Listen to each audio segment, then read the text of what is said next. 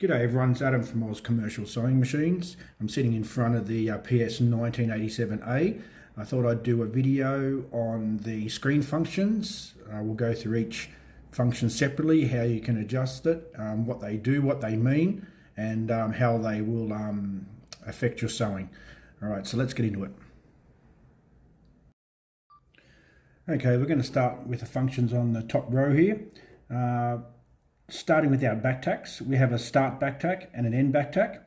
These are our values here for our back tacks. So our start back tack, at the moment you can see they're not activated. We actually have a single back tack, a double, and then a triple, and then off. So if we're doing the double back tack, you can see it's going to go 2 forward, 2 stitches forward, 2 stitches back, and start sewing. And if we activate our end back tack, it's going to go, when we heel back on the pedal, it'll go 2 back, 2 forward, and cut the thread. So that's how back tacks work. Start at the end. We've got our needle position. This is our intermediate needle position. So whenever we stop, this is what represents where our needle will be. So at the moment we're in the down position. That's the up position. So whenever we stop, the needle will stop down. Of course, you can heel back on the pedal and the needle will come up, or you do have a button on the front of the machine and the 4 buttons at the front that you can quickly push and it'll bring the needle up or down. But your default setting will be that whenever you stop intermediate sewing, whilst sewing's in progress, the needle will stop down. This is your clamp. Now I'll show you what the clamp does. It's actually a little device on the front of the machine. So I'll show you that now. Okay, here's your clamp. It's a little magnet in there.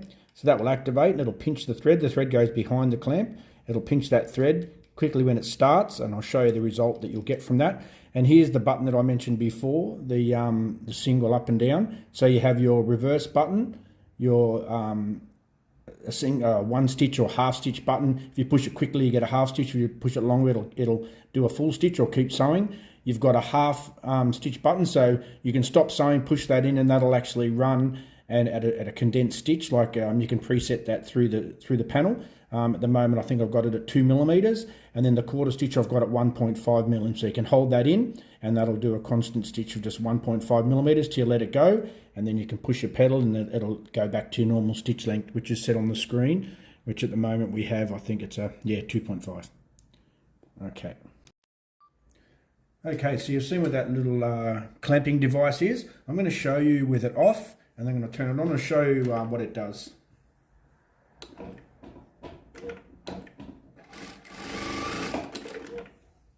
Okay, and then we'll turn it on.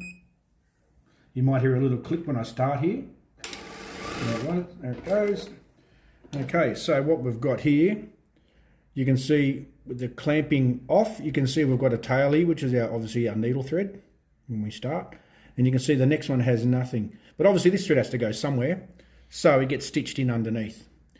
A lot of people don't like this little bird's nest sort of look. So if you don't like that and you want to just trim your threads, you can. You just got your little, that's your bobbin thread. It's a little tiny thread there, and then you can just cut the tail off on the top. But that's essentially what that device does. It's like an old wiper they used to have at the back of the machine. It does a similar thing. It just makes a tidy seam. If you're stitching that seam in, then that would work well if you're covering it. But if you if it's an exposed thing you don't like, you can always trim the threads. It just saves a bit of time. That's all. Okay, our next button is our thread trimming button. So obviously that's pretty straightforward. Your cutter's off or your cutter's on. Underbed thread trimmer. I don't know why you would want to turn it off, but that's up to you.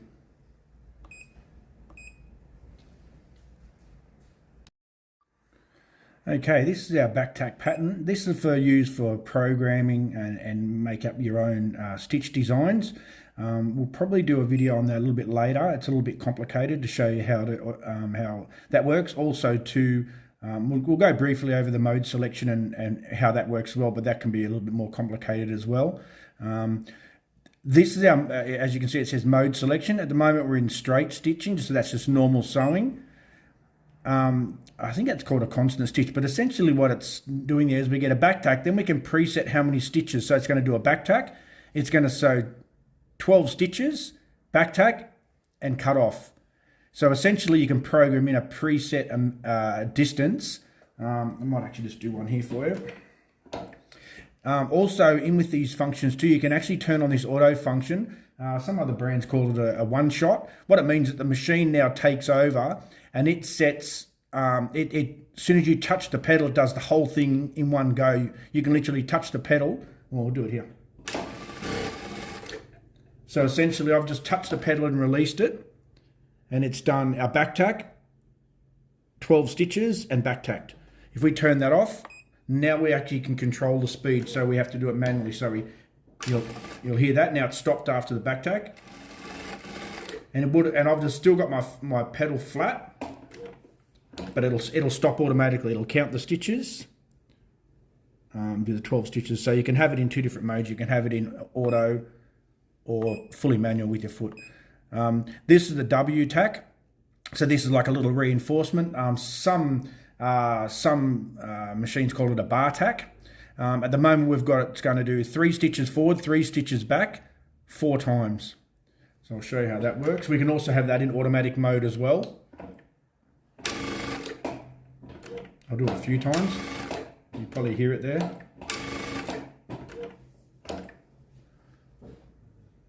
So you can see there, 1, 2, 3 stitches, 4 times. 4 times.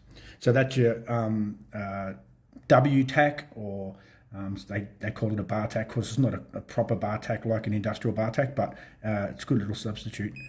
Now this is programming if we wanted to do like a label. So at the moment I've put in 4 sides. The first program 1 is 20 stitches. Program 2 is 10 stitches. 20 and 4 is 10. So that's going to go 20, 10, 20, 10 in a box or rectangle. Now, just we can also use this in conjunction with our presser foot options. So we can activate our presser lifter. So it's going to count 10. We'll go back to 1. It's going to do 20 stitches, automatically stop. If we turn this on, our foot will lift with the needle down. Our foot will auto lift. We can pivot, hit the pedal again. It's going to do 10 stitches and so on until the end. So I'll show you how you'll be able to hear how that goes. Okay, it's lifted. I turn.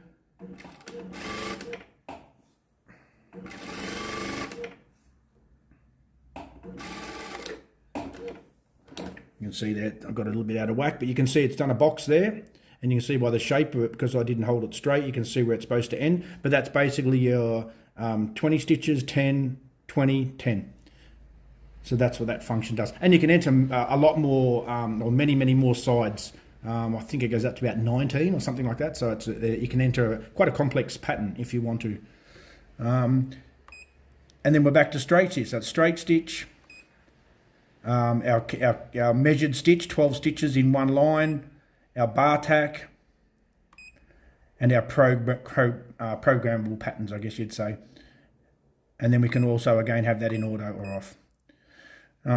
We'll do our presser feet next. So you've got 2 presser foot functions. We'll turn them both on. So this is going to lift every time we stop mid-sewing. The foot's going to lift, so we can pivot or turn or insert something.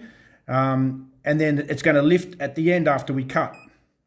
We'll just turn the other one on. So you can see there it's got the little scissors. So when we're finished, we cut. The foot will stay up for a while. So if you've got another job to put straight under, you can put it straight under and hit the pedal, and away she'll go.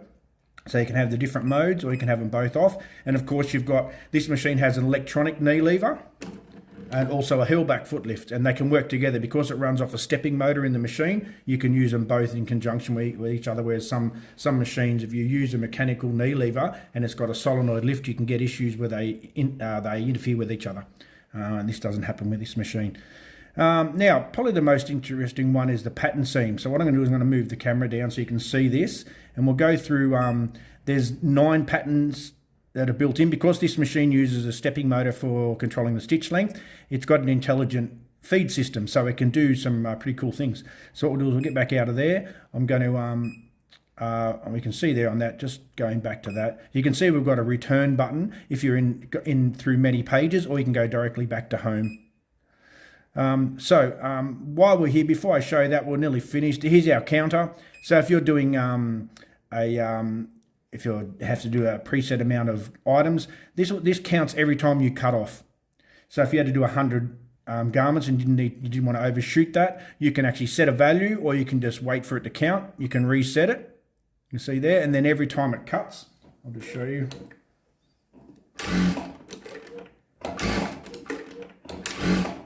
You can see I'm cutting off there. Okay, that's our counter. There's our speed at the moment. I've gone in and adjusted this. We can do up to 5,000 stitches a minute and down to 100, which is really slow. You can actually go in and set this value, so when it turns the machine on, it goes to the preset amount. Your foot controller, of course, is fully variable anyway, but it just means if you're doing something delicate and you're concerned about overspeeding or overrunning, you can slow this down.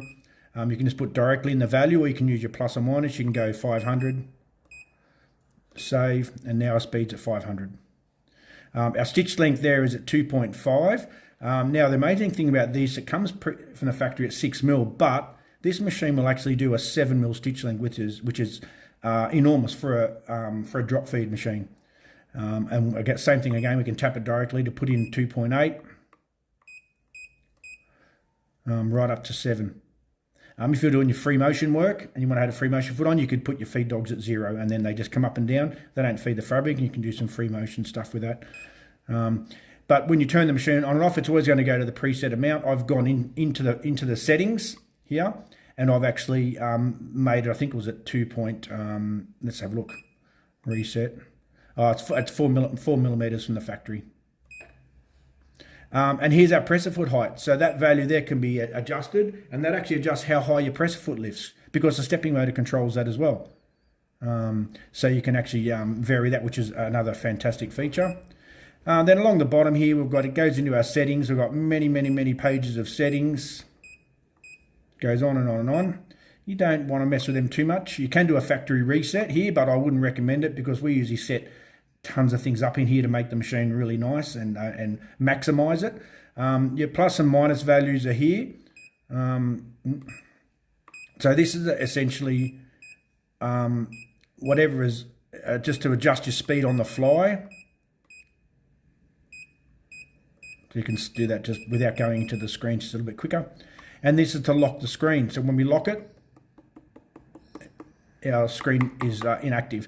I've actually gone in, that times out on its own, but I've gone in and stretched out to the longest timeout period, because sometimes it can be a little bit annoying, but it is a great feature if you've got kids. If you've got kids, I just thought I could quickly show you. If you've got kids, interface settings, that's right. Interface display, you've got brightness, and there's your timer there. Before, I think it was on 200. So you can see there I've put in the maximum value. You've also got your language setting there. Generally now our machines come with English, but that's a good thing to know. And that's pretty much it, guys, as far as the screen goes. So what we'll do now is we'll go in and we'll just I'll show you how these pattern seams work.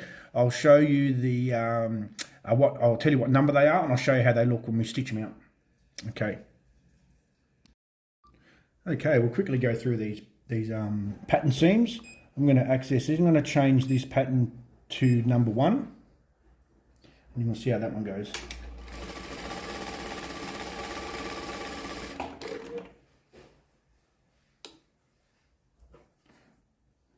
So you can see there, where are we? You can see there, it does see how it's done a decorative pattern, because the feed dogs can actually be controlled by a stepping motor, so it can do quite interesting stitches. We'll do stitch number 2. Number 2.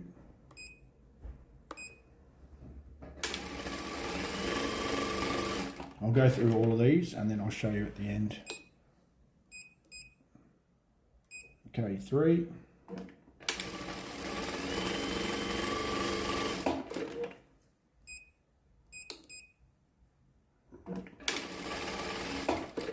That one's a bit unusual. It does like some short stitches and some long stitches. Number 5.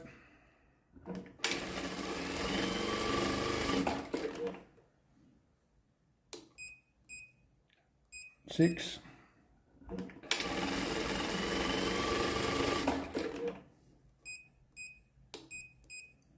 Number 7. It's almost like a triple stitch.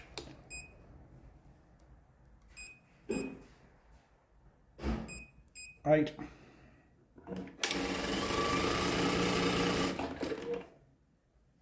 And last one, 9. Just show you while I'm here, I'll show you the electronic knee control so you can see. You can see it's not a mechanical lever, so it's really light, very controllable. And then of course you have your heel back lift, which obviously lifts maximum amount. Okay, this is number 9.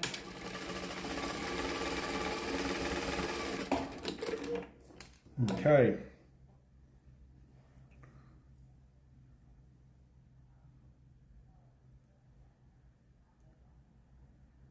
You can see the different patterns there. Quite interesting. It's unusual to see. Of course, a lot of machines have stepping motors in them now, but it just shows you the advantages besides the quietness of the cutter, the foot lift, as opposed to solenoids, and your cutter mechanism. All that's controlled by stepping motor. So it's fast, it's quiet, very efficient. It's controllable. I can go in and change the travel of everything. It's amazing. So guys, I hope this was helpful. If you've got any questions, please leave them in the comments, and if you'd like any other videos on the 87A, just let us know. Cheers.